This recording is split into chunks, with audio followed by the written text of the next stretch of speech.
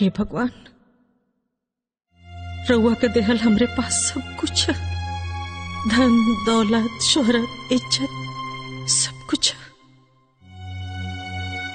बस एगो औलाद देखिए हमरा के पूरा कर दी भगवान। जय भोलेनाथ।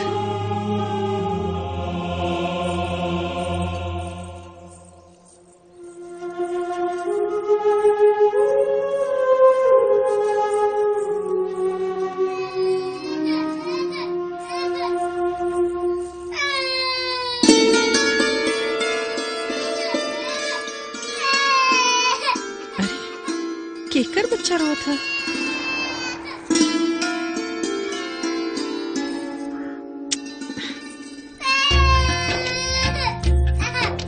बेटा ला मिठाई खा ला, ले ला। आजा आजा आजा, और ले ले ले। अरे नहीं नहीं, अरे नहीं रोए के। अरे छोड़ो। अरे ई का करत रहलू? ई हमार बच्चा है। हम तो खाली चुप करावत रहनी है, रोवत रहला तो मिठाई दे के चुप कर। हमके सब पता है, एके मिठाई खिला के तू ले जाए चाहत रहलू है। नहीं, हम बच्चा चुरावत ना रही है। ए ते जाना तेरी के हा? ठाकुर बलराज सिंह की बीवी हई। मालकिन एकरा पता नहीं खे, रहुआ जाई। तू का समझा तारी कि तू लइका चुरावत रहनी हा? अरे भगवान के दिहल सब कुछ बा उनकरा पास, बस एगो संतान नहीं खे। यही से वो कोनो लइका के देखे ली तो अपने आप के रोक ना पावेली, समझ लू।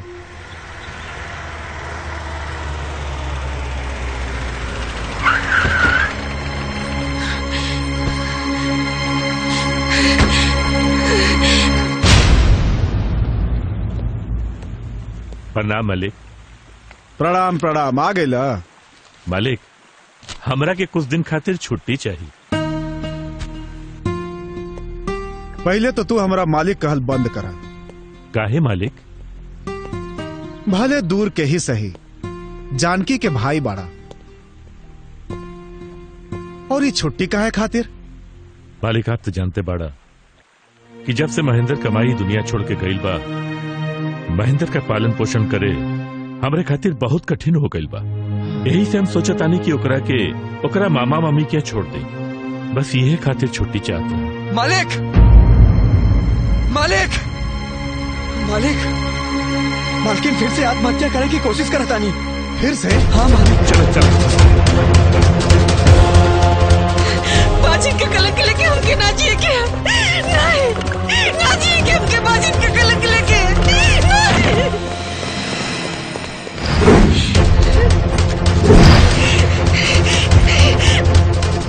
जानकी, जानकी दरवाजा खोला।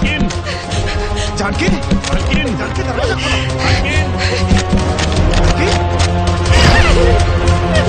जानकी,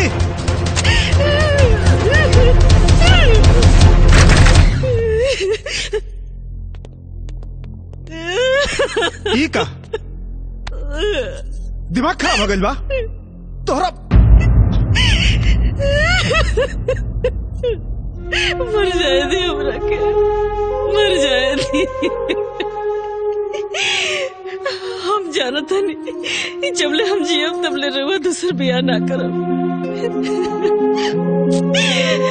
और हमने की चाहत की हमरा वजह से रउआ को वंश आगे ना बढ़े। मर जाए दी हमरा के।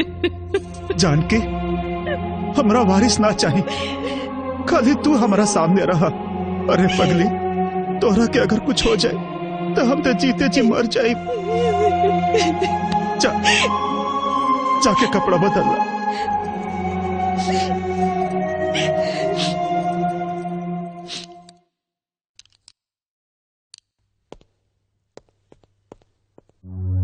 आदमी कितना भी बड़ काहे ना हो जाए, ऊपर वाला से बड़ केहू ना हो सकत।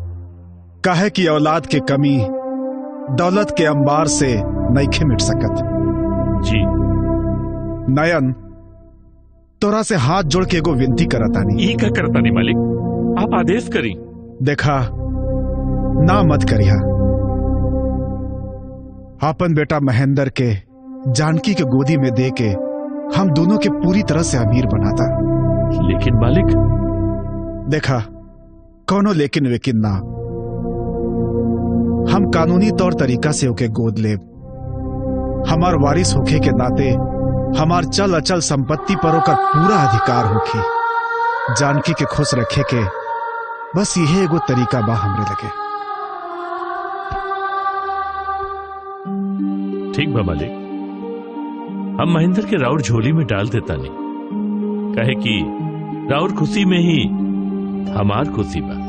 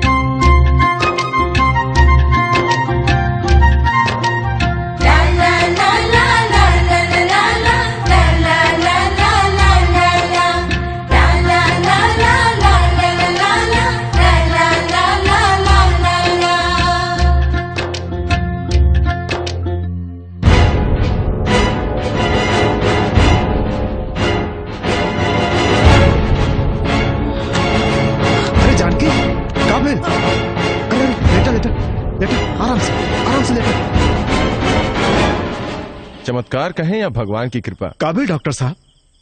मिस्टर बलराज, आप बाप बनने वाले हैं। सच डॉक्टर? Yes mister Balraj. बरसों के सपना आज हमार पूरा हो गए।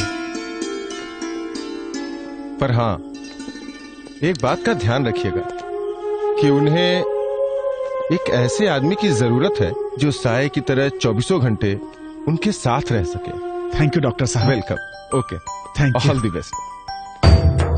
नयन, तू तो सब बात जाना तारा।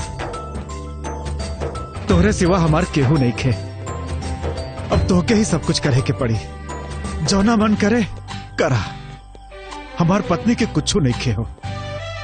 ध्यान रखिए। एक काम करीला कि महेंद्र के मामा मामी के बुला लेला।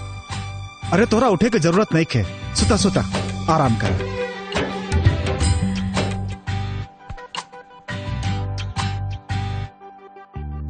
तैयन होनी में कैसे बदल गई है? सब लड़का के पुण्य प्रताप की वजह से। एकर माने हमनी एक ना दूदू लड़का के माई बाबू बन जाए। और का?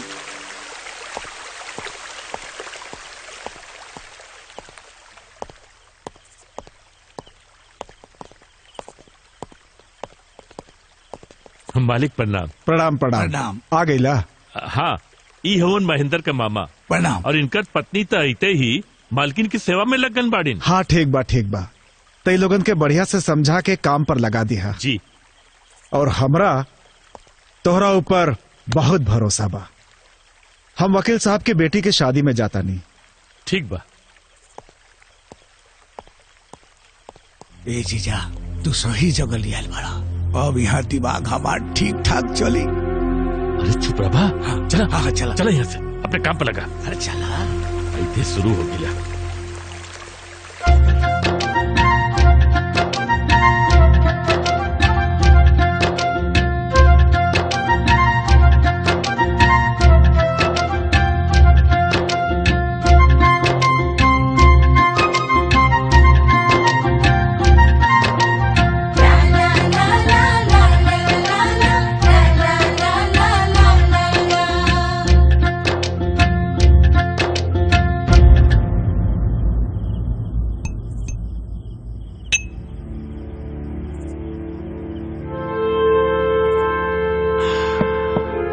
रउआ लोग सुधर जाई, आपन आदत मत बिगाड़ी।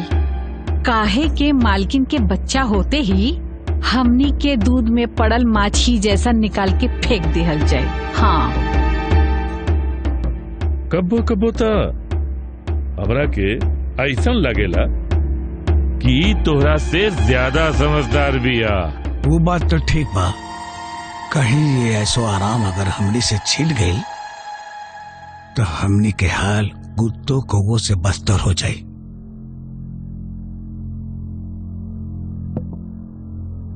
ऐसा कुछ न होई। अरे ई हवेली की हम अपन करेजा के टुकड़ा देले हई कि एक दिन गिद्ध के तरह ही हवेली के नोच नोच के खाई। एगो बात कही जीजा, हम सोचत रही कि एगो हम ही कमीना बनी, बाकी तू तो महान कमीना बाना।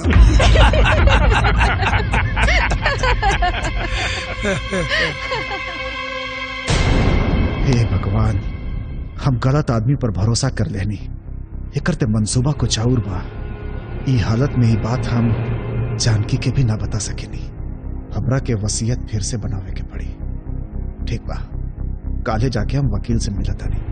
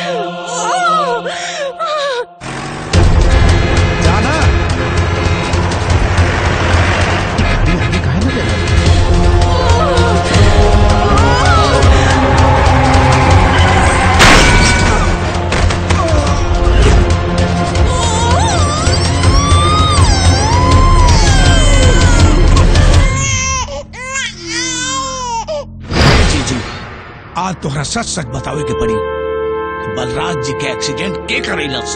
मिलाड, हम गीता पर हाथ रख के कसम खा के बोलतानी कि जौन कहब सच कहब। बलराज का एक्सीडेंट हम ही करवैली।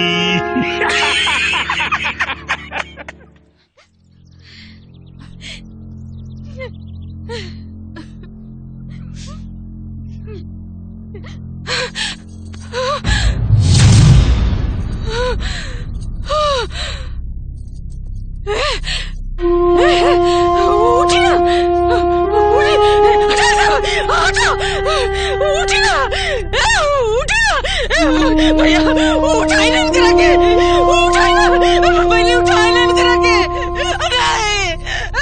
नहीं उठाई नहीं करा के, उठाओ ना भैया, नहीं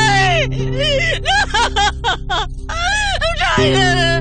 कैसन कुलच्छनी के पैदा कर जो पैदा होते ही अपन बाप के खा गए। तू ठीक कहता रू, कुलच्छनी हमारा मालिक के खा गए। अगर चिंता रही तो न जाने कितना लोगन के खाई।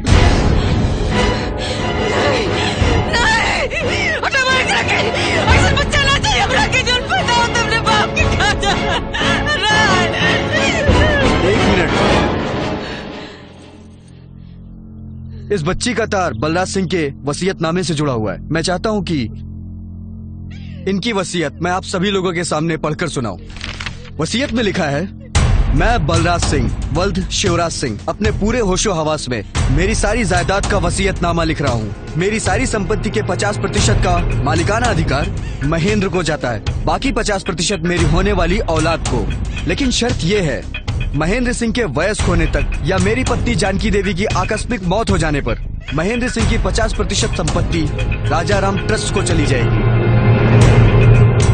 और मेरे पश्चात मेरी संतान, चाहे वो लड़का हो या फिर लड़की, उनके वयस्क होने पर उनके पति या पत्नी उन दोनों की रजामंदी पर इस सारी संपत्ति की खरीदी या बिक्री कर सकते हैं। हम तो मालिक के बहुत सीधा समझत रही, पर जाते जाते एगो पेंच फंसा ही गईलन। ठीक है दीदी, चुप हो जाए, चुप हो जाए।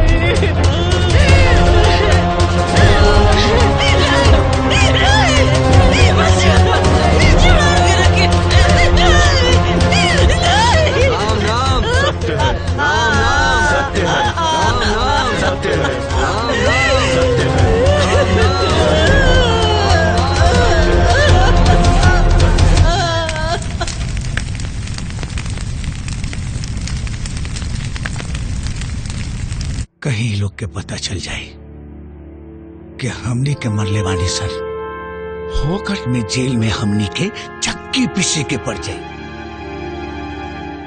मन के हारे हार बा, मन के जीते जीत। तू जाना ताड़ा? हाँ। ये वसीयत में का लिखल बा? का लिखल बा? कि जे ई लड़की से ब्याह करे वह फैसला ले ई दौलत के। तब का तोहर दूधू को लड़का बाड़ा, शंकर और विनोद, वो दोनों जने में से केहू के भी साथे राखी का ब्याह करा दिया। हाँ, बस जरा मालकिन पर नजर रखे के बा।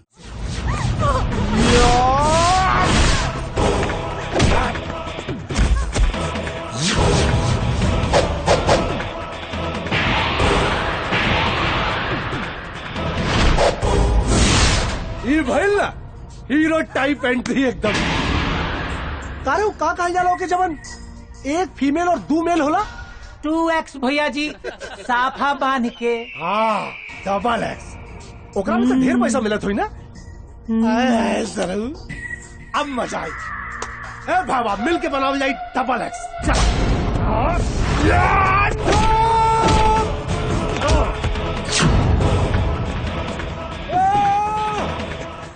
अरे साला, ये क्या हो गए रे? हम तो यहाँ डबल एक्स बनावल चाहते रही, ये तो एक्शन शुरू कर डालस। अरे